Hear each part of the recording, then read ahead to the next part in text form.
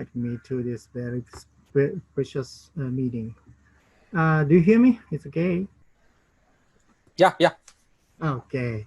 Today my talk is on the controlling factors of the flux trapping and flux jumping. This time I'm focusing on flux jump phenomena of the pulse field magnetization.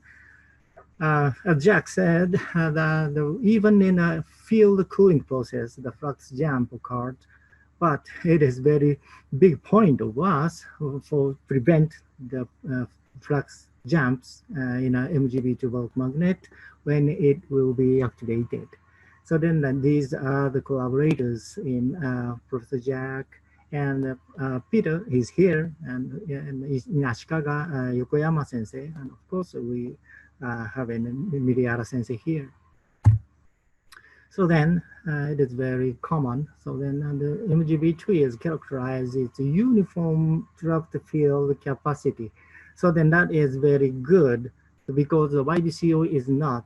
So then in spite of the TC is very low at 39 Kelvin, and the microstructure uniformity brings it very beautiful conical field distributions. So the most crucial drawbacks is, however, the frequent flux jump occurs due to the thermal property.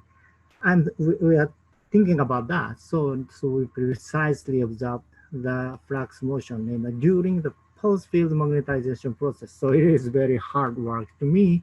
So then the trapped field is last week we have a new world high data from Professor Fujishiro that is 1.61 Tesla. It is very, very huge. So it's very, very strong. So we are now tracing to him. So then the MGB2 sample is fed to our experiment. The one is the HP, that means the hot pressing in Dresden. And the second one is SPS, Professor Jack said in Karn University.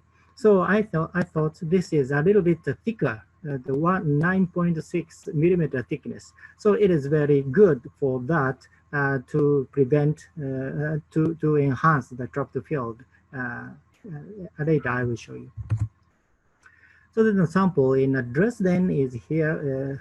The IFW Dresden, the professor, Dr. Hassler, and my student have fabricated by using these materials. And then the one is adding the titanium doped to one. Now that just one is the pure, the pristine, and 2.5% and 5% of titanium doping.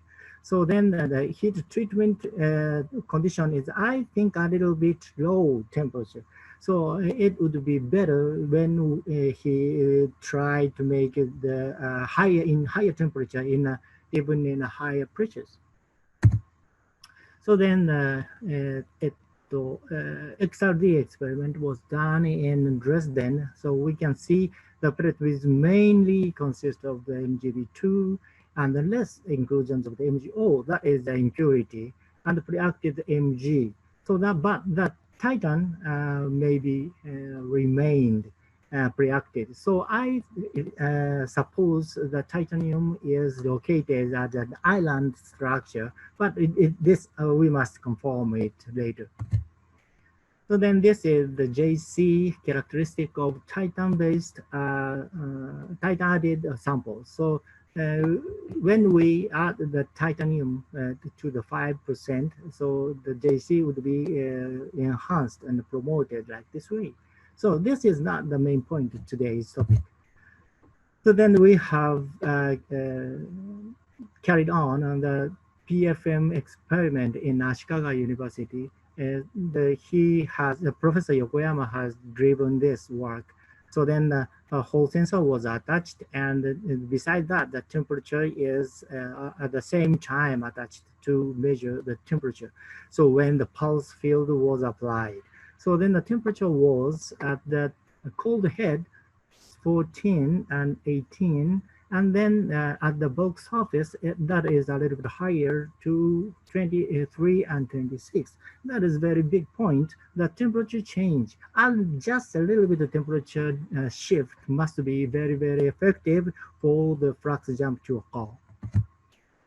So then we have defined the parameters as this. So one is the field penetration ratio, and the second one is a field trapping ratio. So that means a BP over BA, BP over BA, applied field, is calculated from the solenoid coil and generated current. So then this BP means just the whole sensor measured. So then the BT is here. So then BP over BA means an shielding effect of this. And then this type, this timing, and then the BT over BP means an pinning effect. So then BP on the BT over BP is here. So then when we observe the very big temperature rise, so then the BT is going down.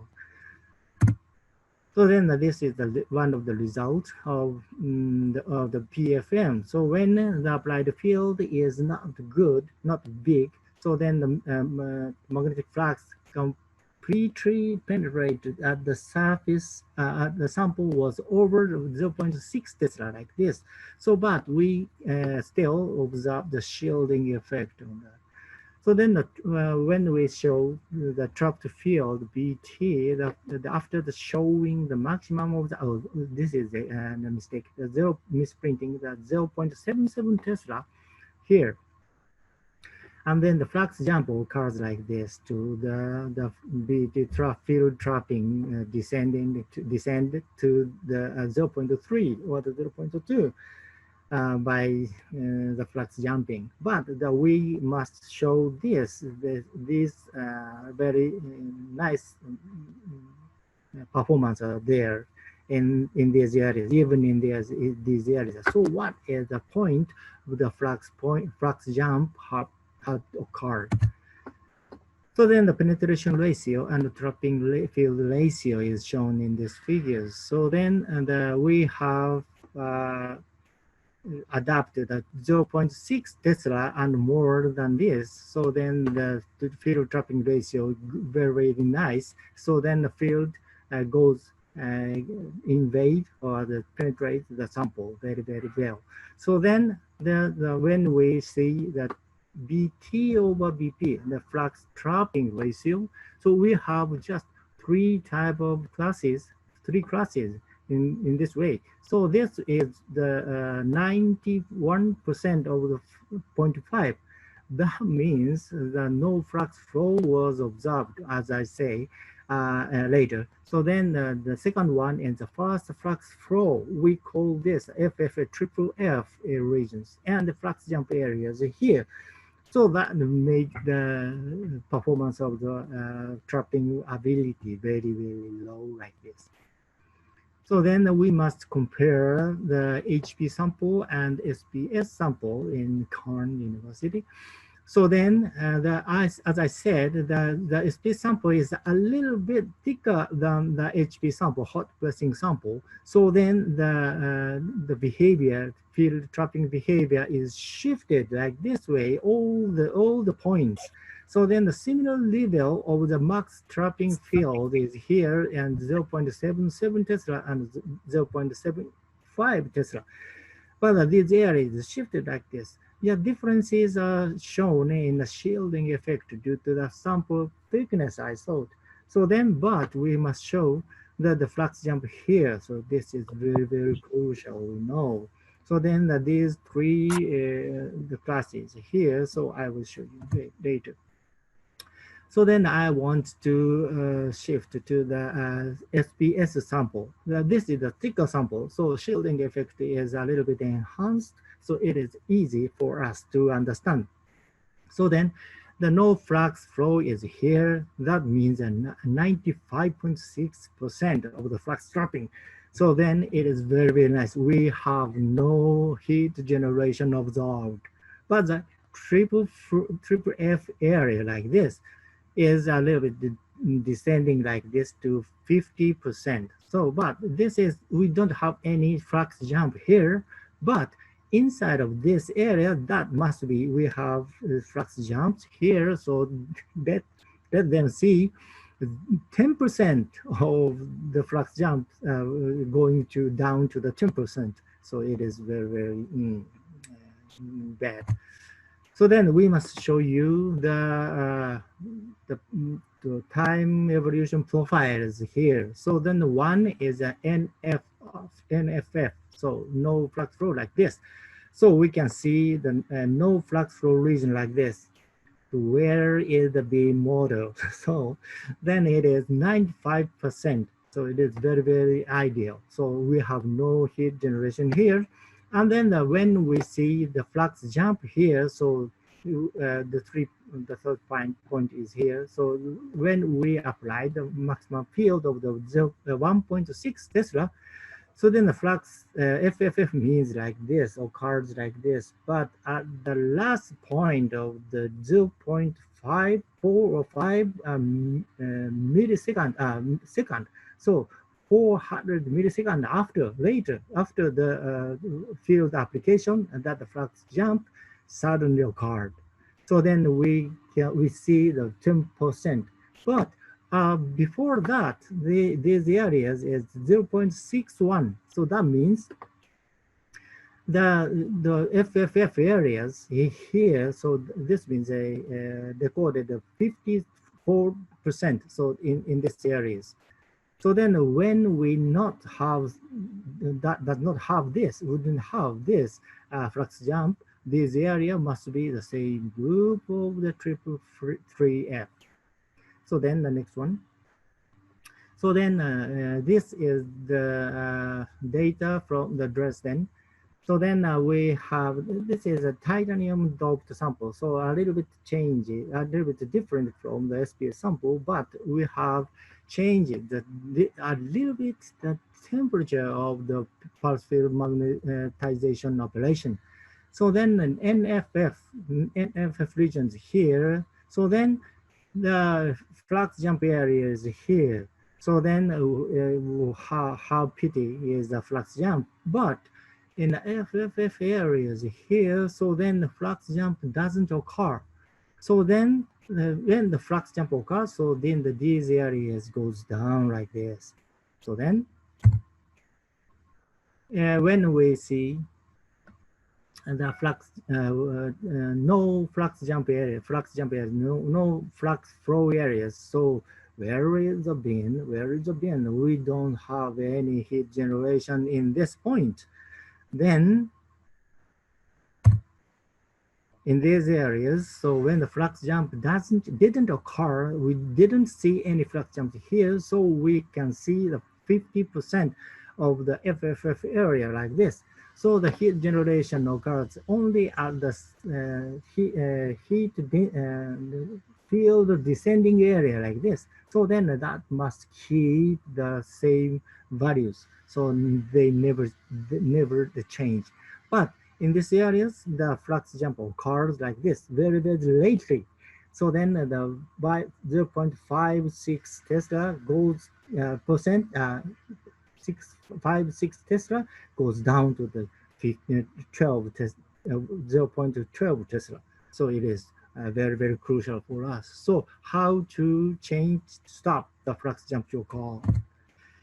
So then we must try to precisely measure the temperatures. So then 23 Kelvin is here. So after the pulse field magnetization, the temperature goes up like this to the yellow areas.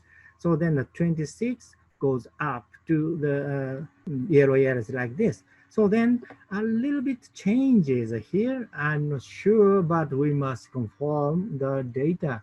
So then this temperature shift must be plotted like this way.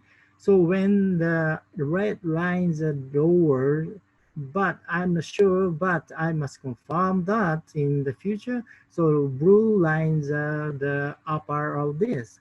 So then the blue line must be the slightly higher than the red lines. So that would be the temperature changes. So what is the dominant for the temperature change, temperature ranges?